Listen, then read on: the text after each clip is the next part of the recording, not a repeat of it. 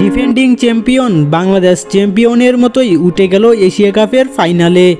অনূর্ধ্ব 19 এশিয়া কাপের সেমিফাইনালে বাংলাদেশের কাছে পাত্তাই পায়নি পাকিস্তান। দাপুটে পারফরম্যান্সে তামিমের দল উঠে গেছে ফাইনালে। এই নিয়ে টানা 4 আসরে 3বারই ফাইনালিস্টে তকমা উঠল কুদে টাইগারদের গায়ে।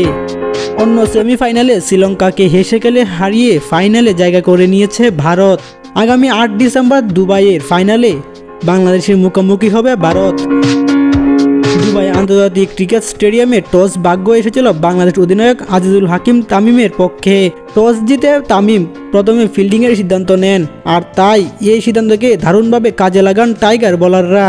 2 ওপেনারও শিকার হন ডাকের। মারুফ মৃধার শিকার হয়ে দুজনই রানের খাতা খুলতে ব্যর্থ হন, যদিও তৃতীয় উইকেটে প্রতিরোধ গড়ে তোলার মোহাম্মদ রিজাউল্লাহ ও অধিনায়ক সাদ বেগ তাদের 42 রানের জুটি পাকিস্তানকে আশা দেখালেও সেই আশা ধূলিসাৎ পরিণত হতে বেশি সময় লাগেনি।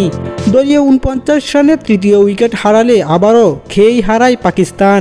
রিয়াজুল্লাহ 65 বলে 28 ও সাদ 41 বলে 18 রান করে বিদায় নিলে বলার মতো প্রতিরোধ গড়তে পেরেছেন শুধু ফারহান ইউসুফ। 1টি 4 ও 3টি ছক্কায় 32 বলে 32 রান করে থেমে যান তিনি। শেষ পর্যন্ত 37 ওভার শেষে 116 রানে গুটিয়ে যায় পাকিস্তান। জবাব দিতে নেমেই অনুমতিভাবেই খুব একটা ব্যাগ পেতে হয়নি বাংলাদেশকে। জিততে হলে পাকিস্তানের ক্রিকেটারদের আহামরি কিছু করতে হতো, তবে তা আর করতে পারেননি।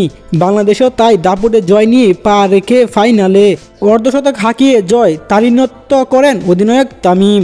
আর এক সেমিফাইনালে শ্রীলঙ্কা অনূর্ধ্ব 19 দলকে 7 উইকেটে হারিয়ে ফাইনালে উঠেছে ভারত। বিশ্ব ক্রিকেটে 2 পরাশক্তি পরস্পরের মুখোমুখি হবে শিরোপা অর্জনের লক্ষ্যে। নাজমুল হক শিয়াম, ডেইলি স্পোর্টস আপডেট।